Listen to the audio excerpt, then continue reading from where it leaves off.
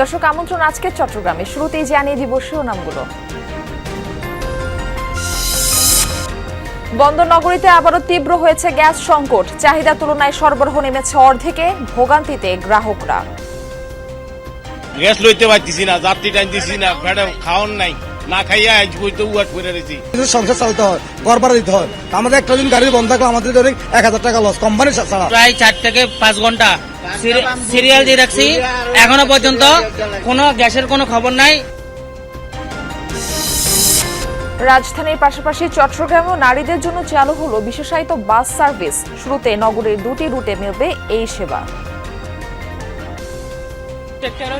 হচ্ছে মেয়ে, ড্রাইভার হচ্ছে মেয়ে, যার কারণে একদম মানে এনভায়রনমেন্টটা খুব ভালো। অফিসগামী আছে বা স্কুলগামী বা যারা শিক্ষার্থী আছে তাদের জন্য অনেক উপকার হবে এটা। মধ্যরাতে আকস্মিক ঝড়ের আঘাতে লন্ডভন্ড কক্সবাজারের কুতুবদিয়া পাড়া। সুটকিপল্লিতে ক্ষয়ক্ষতিতে বিপাকে ব্যবসায়ীরা।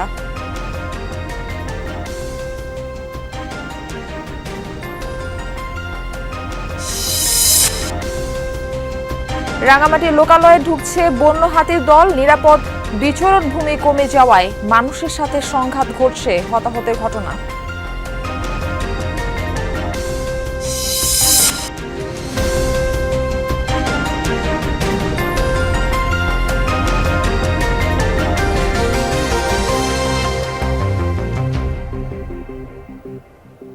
দর্শক আমন্ত্রণ আজকে চট্টগ্রামে। আপনাদের সঙ্গে থাকছি আমি মারফি রহমান। এতক্ষণ শিরোনাম দেখছিলেন।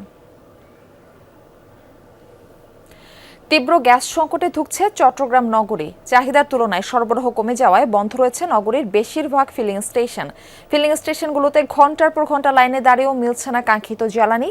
এতে গ্যাস চালিত গাড়ি চালিয়ে জীবিকা নির্বাহ করা চালকরা পড়েছেন চরম শঙ্কায়। নগরীর কোনো কোনো ফিলিং স্টেশনে গ্যাস মিললেও তা প্রয়োজনের তুলনায় অপ্রতুল। চালকরা জানান, অনেকেরই সারাদিনের আয় নেমে এসেছে শূন্যের কোঠায়।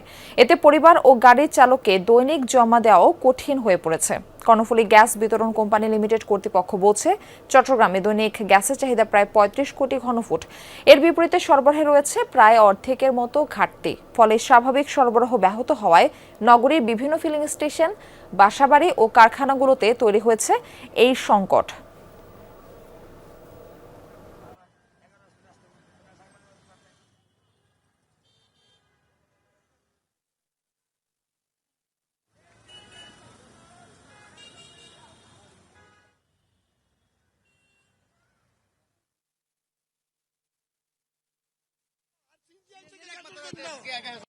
খুব সিরিয়াস অবস্থা, কি বলবো, বলার কোনো ভাষা নাই। এখানে আমাদের পাম্পে গেছি যে বন্ধ, এরপর আপনার গেছি অক্সিজেন দিয়ে পাম্পও বন্ধ, গ্যাস নাই।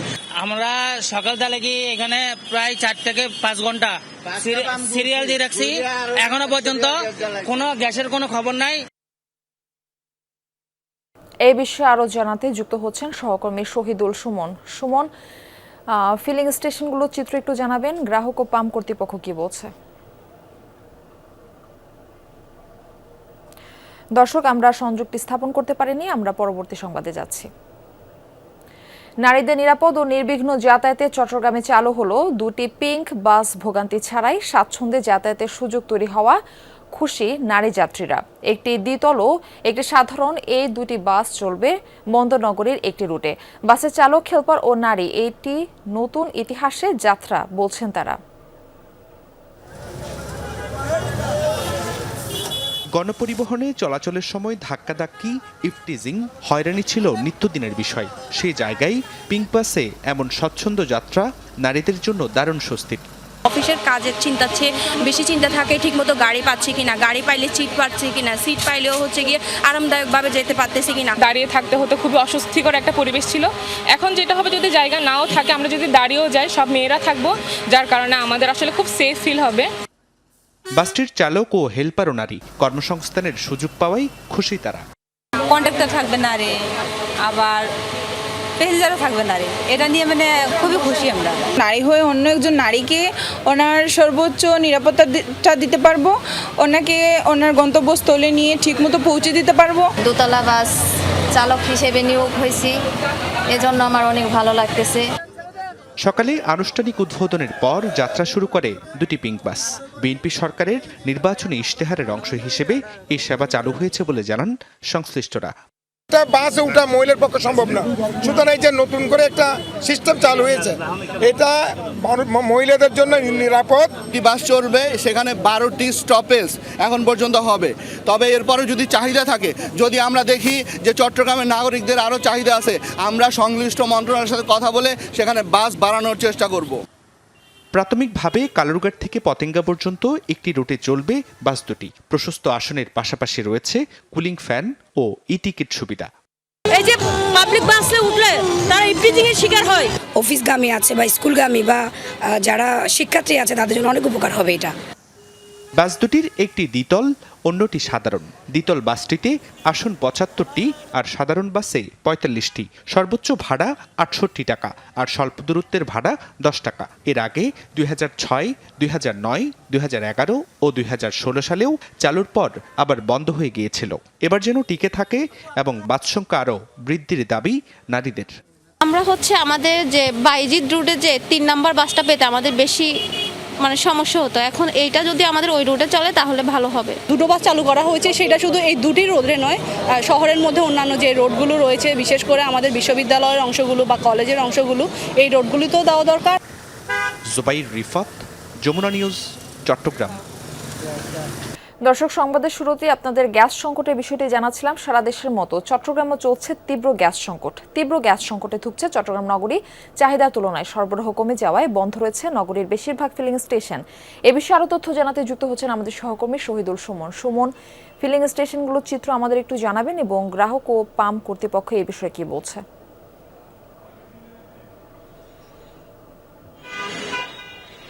মার্ফি, আমার পিছনে কিন্তু দীর্ঘ লাইন যানবাহনের। তারা কিন্তু কেউ কেউ 8 থেকে 10 ঘন্টা পর্যন্ত লাইনে দাঁড়িয়ে রয়েছেন এবং অনেকেই গভীর রাতে লাইন দিয়েছেন। এখনো পর্যন্ত তারা যে কাঙ্ক্ষিত তাদের যে জ্বালানি সেটি তারা আসলে সংগ্রহ করতে পারেনি। আমরা অনেক চালকের সাথে কথা বলেছিলাম, তারা আসলে বলছে যে গতকাল রাতে তারা লাইন দিয়েছে, পাম্পের কাছে আসতে আসতে সকালেই সেই গ্যাসের লাইন বন্ধ হয়ে যায়, ফলে তারা গ্যাস নিতে পারেনি। সারাদিন বন্ধ থাকায় তারা যেমন ইনকাম করতে পারছে না, তেমনি কিন্তু তাদের সংসার কিংবা অন্যান্য যে কার্যক্রম, যে এখানে ঘন্টার পর ঘন্টা দাঁড়িয়ে থাকায় তাদের খাওয়া দাওয়া অন্যান্য যে বিষয়াদি রয়েছে, সেই টাকাগুলো তাদের ইনকাম করতে এখন হিমশিম খেতে হচ্ছে। আমরা একটু চালকের সাথে কথা বলার চেষ্টা করব। আপনারটা কি ভাড়ায় চালিত গাড়ি? কি অবস্থা আপনার? আমাদের অবস্থা তো আসলে ভাইজান ভালো না বলতে, যে আজকে কালকে রাত্রে মনে করেন 5টা বাজে আসছি, বসে দিচ্ছি, এখন পর্যন্ত গ্যাস নিতে পারি না। 3 কিলো পর্যন্ত লাইন দিয়ে এখানে আসছে, আসার পরে গ্যাসটা লাইনটা বন্ধ হয়ে গেছে। তো এখন গ্যাস নিতে পারি না, কখন গ্যাস নিব, কখন বারে একটা ধরবো, তারপর নিয়ে এখান থেকে যাবো। সারাদিন এখানে পড়ে গেছি, খাওয়া নাই দাওয়া নাই, পকেটে মনে করেন ঠিক টাকা পয়সা নাই। তো আমার কথা সে এত সংকট না করি, যদি গ্যাস বাড়ানোর করে তাহলে গ্যাসের দামটা বাড়াই দেখ, বাড়াই দিই, তারপরে আমাদেরকে একটু স্বস্তি দেখ। স্বস্তি দিলাম যে আমাদের বউ বাচ্চা, এখানে আমরা রাস্তা মরে, বাসায় আমাদের বউ বাচ্চা মরে।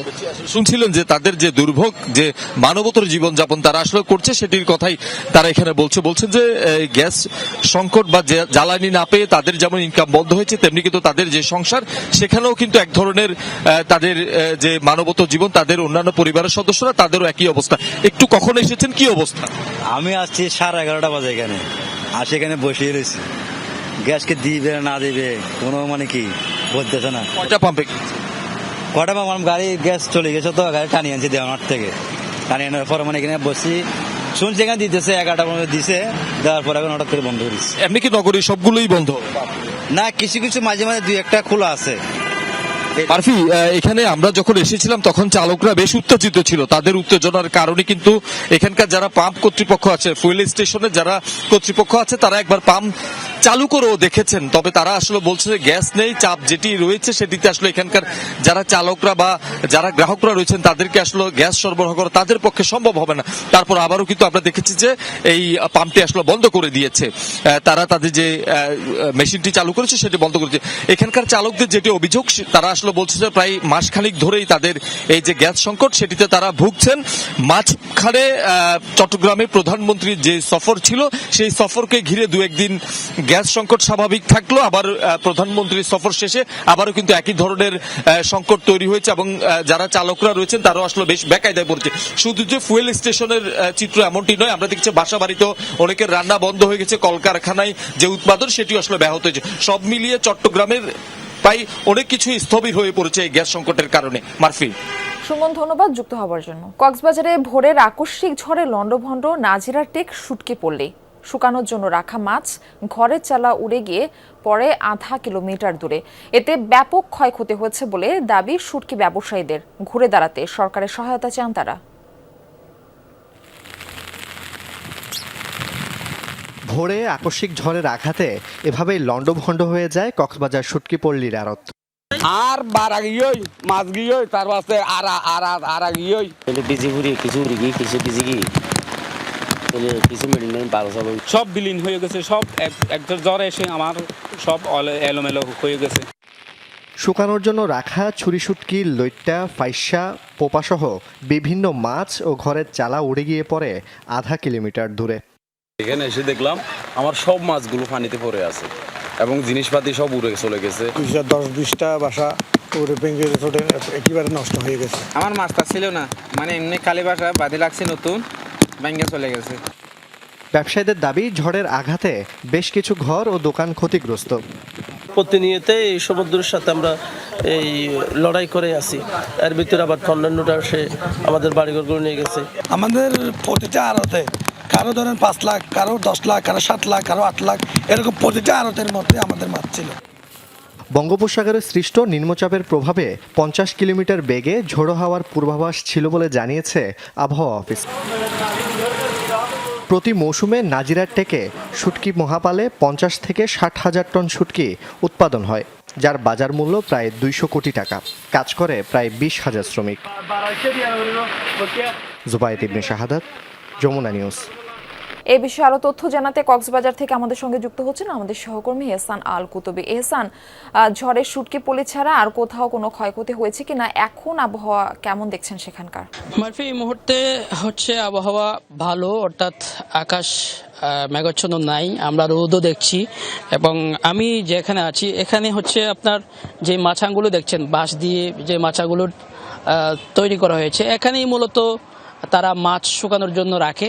যখন বৃষ্টি হয় তখন তারা ত্রিপল বা বিভিন্ন কিছু দিয়ে সেগুলো ঢেকে রাখে, আবার পরে যখন রোদ ওঠে তখন কিন্তু সেগুলোতে তারা শুকানোর জন্য আবার তারা সেগুলো বিছিয়ে দেয়। এই যে জায়গায় আমি আছি এখানে প্রায় 800 কেজির উপরে মাছ ছিল বলে আমার এখানে যে স্বত্বাধিকারী তিনি বলছেন, এবং প্রায় যেগুলোর বাজার মূল্য 3 কোটি টাকার, প্রায় 3 লাখ টাকার উপরে। তো এভাবেই কিন্তু অবস্থা আপনি নিশ্চয়ই দেখতে পাচ্ছেন। একটু দূরে হচ্ছে একটা ঘর একেবারে ভেঙে গেছে, প্রায় পড়ে যাচ্ছে এই অবস্থার মধ্যে। আবার কোনো ঘরের এগুলো মূলত হচ্ছে মাছের এরকম মাছাং আছে, আবার পাশাপাশি মাছাঙের পাশে হচ্ছে আবার ঘর আছে। প্রত্যেকটি ঘরে মাছ আছে।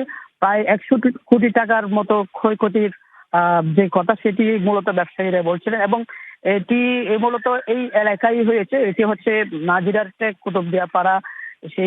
এটি দেশের সবচেয়ে বড় হচ্ছে শুটকি পল্লী। এখান থেকেই মূলত এই ক্ষতি পুষিয়ে ওঠাটা হচ্ছে কখন তারা পুষিয়ে উঠতে পারবে, যেহেতু মাত্রই তারা যেটি বলছিলেন, ব্যবসায়ীরা বলছিলেন মূলত মাত্রই তারা এই শুটকি মৌসুম তারা শুরু করতে যাচ্ছিলেন এবং বিভিন্ন জায়গা থেকে তারা বিভিন্ন ঋণদাতা সংস্থা থেকে তারা লোনও নিয়েছেন, বিভিন্ন ব্যাংক থেকে লোন নিয়েছেন। সেই লোন নিয়েই মূলত তারা এই ব্যবসা নতুন করে আবার শুরু করতে যাচ্ছিলেন। এই অবস্থার মধ্যে বড় ধরনের একটা ধাক্কা খেয়েছে। এই ধাক্কা আসলে কখন পুষিয়ে উঠতে পারবে সেটিও দেখার বিষয়। আর হচ্ছে তারা। ধন্যবাদ আপনাকে হেসান। ডিবি পরিচয়ের স্বর্ণ ব্যবসায়ীকে বেঁধে 78 ভরি স্বর্ণ লুটের রহস্য উদ্ঘাটন হয়েছে 2 বছর পর। সংবাদ সম্মেলনে পিবিআই কর্মকর্তারা জানায়, চক্রের এক সদস্যকে পিবিআই গ্রেফতারের পর চাঞ্চল্যকর তথ্য দিয়েছে সে। জানিয়েছে ডিবি পরিচয় বড় ব্যবসায়ীদের টার্গেট করে। দেশ জুড়ে তাদের নেটওয়ার্ক। এক একজনের কাছে থাকে 20 থেকে 30টি মোবাইল সিম কার্ড।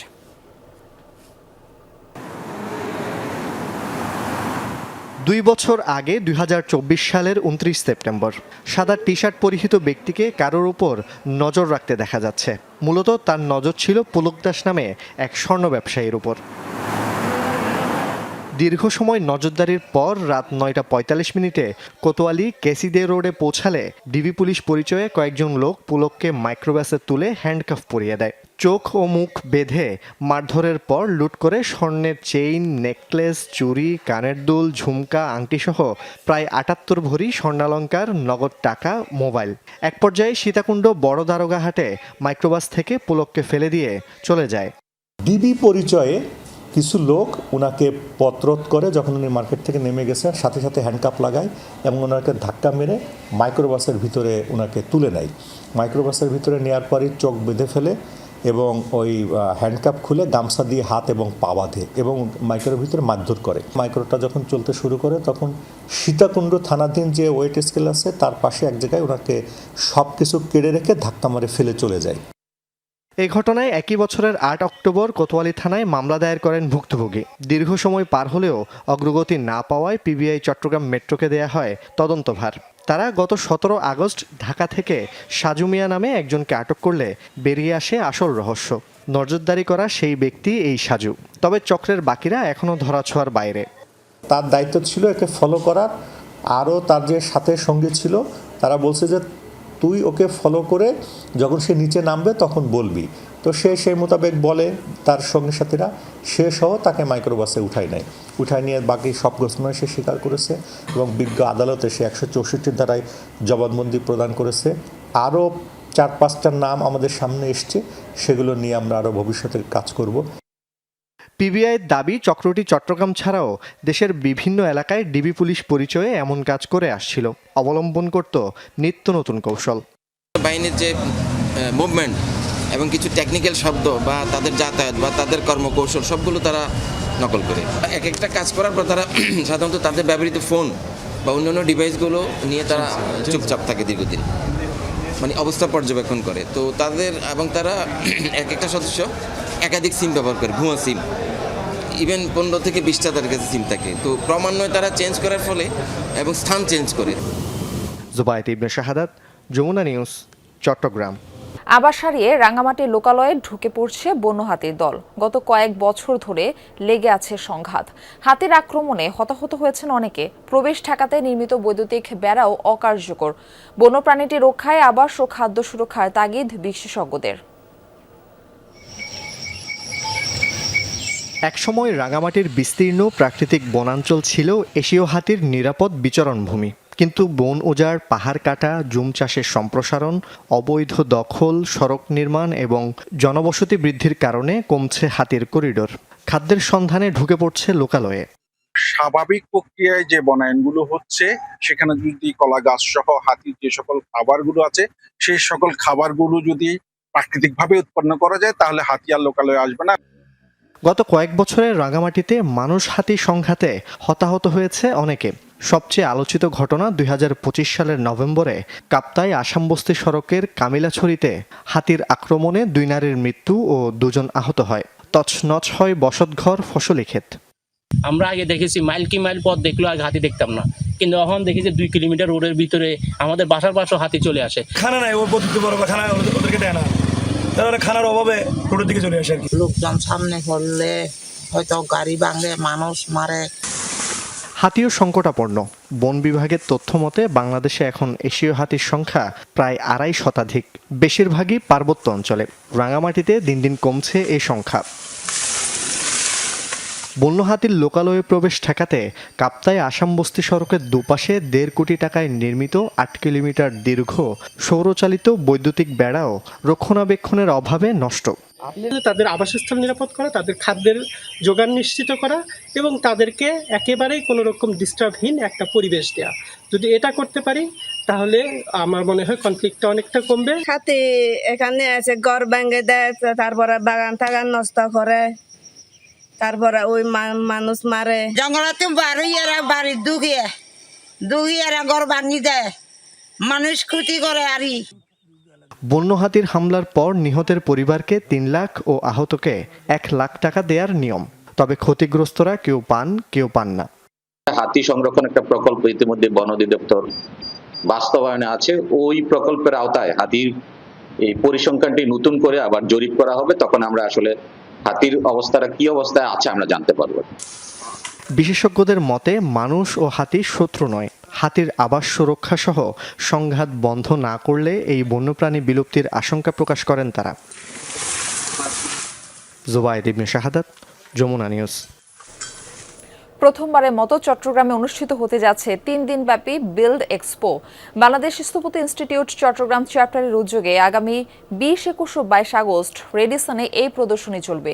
এ উপলক্ষে সংবাদ সম্মেলনে আয়োজকরা জানান, ঢাকা ও চট্টগ্রামের মোট 30টি প্রতিষ্ঠান তাদের নির্মাণ সামগ্রী, হোম ডেকোর পণ্য প্রদর্শন করবে।